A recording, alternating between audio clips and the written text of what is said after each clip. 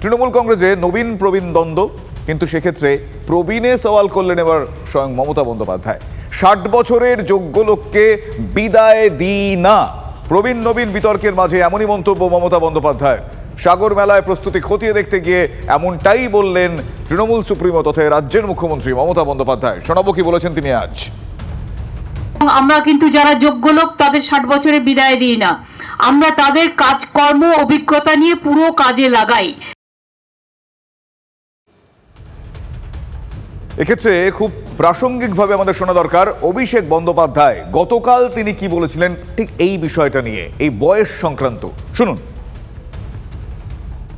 আমার যতটুকু সামর্থ্য রয়েছে, আমার যতটুকু এখতিয়ার রয়েছে, আমার যতটুকু ক্ষমতা রয়েছে, সাংগঠনিক শক্তি রয়েছে, আমি সব দিয়ে মমতা বন্দ্যোপাধ্যায়ের পাশে দাঁড়াবো।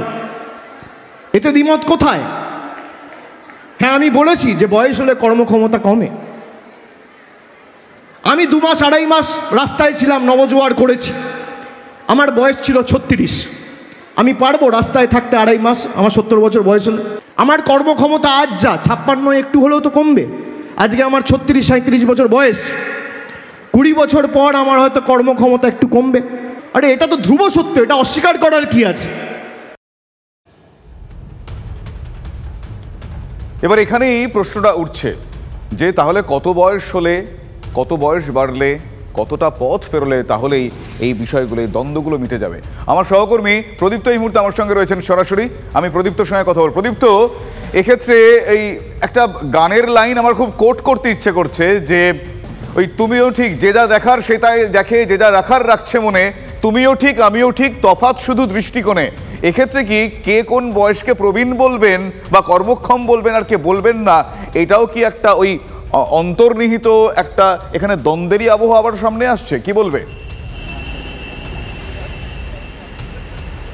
অন্তত সেইটা পরিষ্কার হলো মমতা বন্দ্যোপাধ্যায় তিনি যখন এই কথা বলছেন শুভজিৎ, ঠিক তার আশপাশে বেশ কয়েকজন এই রাজ্যের অবসরপ্রাপ্ত আইএএস অফিসার ছিলেন, তাদেরকেও কিন্তু মমতা বন্দ্যোপাধ্যায় এখনও কাজে লাগাচ্ছেন। আলাপন বন্দ্যোপাধ্যায় ছিলেন, হরেকৃষ্ণ দ্বিবেদী ছিলেন, এছাড়াও একাধিক আইএএস অফিসার, আইপিএস অফিসার, তারা এখনও রাজ্য সরকারের কাজ করছেন।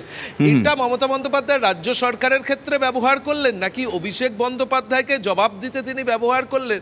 তার কারণ গতকাল অভিষেক বন্দ্যোপাধ্যায়। প্রদীপ্ত এক মিনিট, প্রদীপ্ত একটু থামাচ্ছি তোমাকে। এই মুহূর্তে টেলিফোন লাইনে আমার সঙ্গে সিপিএম নেতা সুজন চক্রবর্তী রয়েছেন, তার সঙ্গে একটু কথা বল। সুজন বাবু, এই যে নবীন বনাম প্রবীণ একটা দ্বন্দ্ব চলছিল, গতকাল অভিষেক বন্দ্যোপাধ্যায়ের কণ্ঠে আমরা শুনেছিলাম তিনি বলেছিলেন যে 36-37-এ যে কাজ করা যায় 56-57 থেকে করা যায় না। বায়োলজিক্যালি তিনি বলছেন কিছুটা হলেও দুর্বল হয়ে আসা।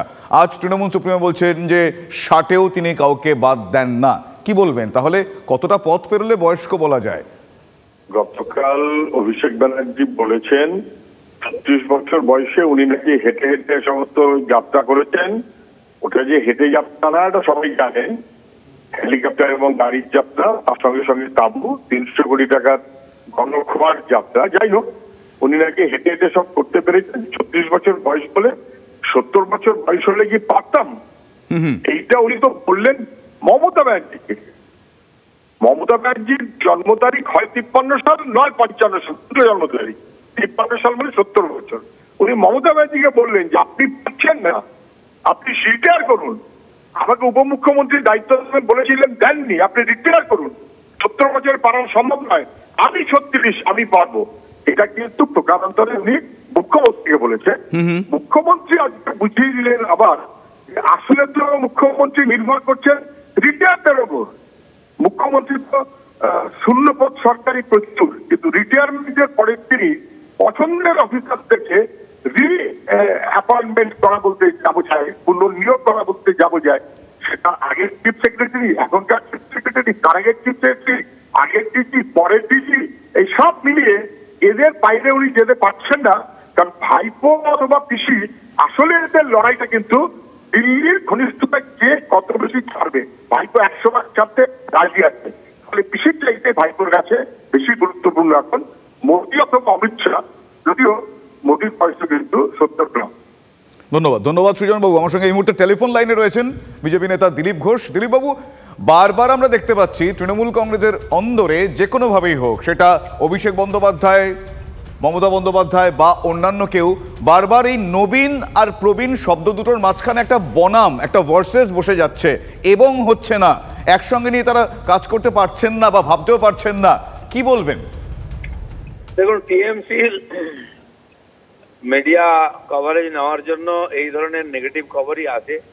কোনো এমপি চুরির দায়ে সাসপেন্ড হচ্ছেন, কোনো এমএলএ, কোনো মন্ত্রী চলে যাচ্ছেন, কোনো এমপি ড্রামা করছেন, এই করে শিরোনামে আসেন। এটা ওদের কালচার। প্রশ্ন হচ্ছে যে ওদের পার্টিতে কে কি দায়িত্ব নেবে, আমাদের কিছু বলার নেই। আজ কিছুক্ষণ আগে দেখলাম সুজনদা বলছিলেন, সুজনদাদের যিনি চেয়ারম্যান আছেন বিমানবাবুর কত বয়স আছে, আর সেই জন্য কুণালবাবু ঠিকই বলেছেন, হয় দেহত্যাগ না হয় পদত্যাগ, আর দেহত্যাগ না হলে পদত্যাগ হবে না। এটা কমিউনিস্ট পার্টিতেও আছে, আঞ্চলিক পার্টিতেও আছে। তাহলে যুবরাজের কি হবে? আমরা দেখলাম ধৈর্যের একটা সীমা থাকে। ইংল্যান্ডের রানী তিনি দেহত্যাগ না করলে তার ছেলে যুবরাজ তিনি পদ পাবেন না। 70 বছর অপেক্ষা করতে হয়েছে নাকি, 70 বছরের বেশি বয়স হওয়ার পরে যুবরাজের অভিষেক হলো, রানী যখন দেহত্যাগ করলেন। আর পশ্চিমবাংলার যুবরাজের তো ধৈর্য হতো নাই, কারণ আমরাও চাই আমাদের মুখ্যমন্ত্রী 100 বছর বাঁচুন, তাহলে উনি থাকলে তো পরের জন পদ পাবে কি করে? সেই জন্য হয়তো একটু অধৈর্য হয়ে দল পাকিয়ে দলের মধ্যে দল হচ্ছে, খবর হচ্ছে। কিন্তু এটাও তো ঠিক, একদিন তিনিই মালিক হবেন এই প্রপার্টির, তো তার ধৈর্য রাখা উচিত একটু। না, কিন্তু দিলীপবাবু এক্ষেত্রে একটা বিষয় আমি আপনার কাছ থেকে, আপনিও একজন বর্ষিয়ান রাজনীতিবিদ, আপনার কাছ থেকে আমি জানতে চাইবো যে এই রাজনীতি এমন একটা ক্ষেত্র, সেখানে তো অভিজ্ঞতাটা খুব ম্যাটার করে। তো অভিজ্ঞতা তো মানুষের বয়সের সঙ্গে সঙ্গেই আসে, সেক্ষেত্রে অভিজ্ঞতাকেও তাহলে কোনোভাবে ডিসকার্ড করে দেওয়া হচ্ছে না এই ধরনের ন্যারেটিভগুলো তৈরি করে? দেখুন, অভিজ্ঞতা তো গুরুত্ব অবশ্যই আছে, থাকবেও, তাতে কোনো সন্দেহ নেই। যত বয়স্ক আমরা দেখি, মুরারজি ভাই প্রায় 80 বছরে প্রধানমন্ত্রী ছিলেন, করুণানিধিও তো প্রায় 90-এর কাছাকাছি, তখনও টেনে নিয়ে গেছেন। বেশিরভাগ নেতারাই বয়স্করাই চালান, অভিজ্ঞতা আছে। কিন্তু পার্টিতে গতি আনতে গেলে নবীনদের দরকার আছে সংগঠনে। ভারতীয় জনতা পার্টি তাতেই বিশ্বাস করে। তাই মোটামুটি অলিখিত নিয়মটা আমাদের পার্টিতে হয় 75-এর পরে যাও পেনশন নাও। তো কিন্তু দেখুন, যে যাদের মুখ্যমন্ত্রী করা হলো সবই 50 বা তার নিচে সেই বয়সের। আমাদের মহারাষ্ট্রের গতবারের মুখ্যমন্ত্রী ছিলেন, তিনি তো 40-এর নিচে ছিলেন, এরকম। বুঝতে পেরেছি দিলীপবাবু আপনার বক্তব্য। Thank you very much. Thank you. কথা বলছিলাম বিজেপি নেতা দিলীপ ঘোষের সঙ্গে।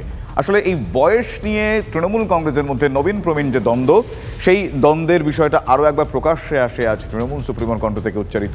আমার সঙ্গে এই মুহূর্তে আমার সহকর্মী প্রদীপ্ত রয়েছেন। প্রদীপ্তর কাছে আরও একবার যাব। প্রদীপ্ত, তাহলে এক্ষেত্রে আমি আবারও সেই বিষয়টা জানতে চাইবো যে প্রবীণ বনাম নবীন, বনাম কেন এবং কেন তারা করতে পারছেন না, দ্বন্দ্বটা ঠিক কোন জায়গায় হচ্ছে, কি মনে হয়?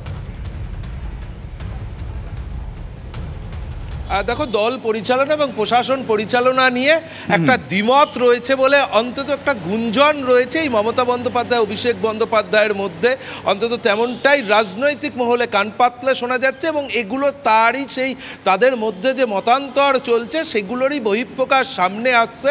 এবং গতকাল অভিষেক বন্দ্যোপাধ্যায়, আজকে মমতা বন্দ্যোপাধ্যায় তিনি বলছেন, এবং মমতা বন্দ্যোপাধ্যায় শুধুমাত্র রাজনৈতিক ক্ষেত্র নয়, প্রশাসন পরিচালনার ক্ষেত্রেও কিন্তু তিনি যে আমলারা অবসর নিয়েছেন, এরকম একাধিক আমলা, আইপিএস অফিসার, আইএএস অফিসার। ধন্যবাদ প্রদীপ্ত। তার মানে পরিচালনায় একটা সমস্যা হচ্ছে, কিন্তু এই বয়স বাড়লে অভিজ্ঞতাও বাড়ে, সেটা রাজনীতিতে খুবই গুরুত্বপূর্ণ।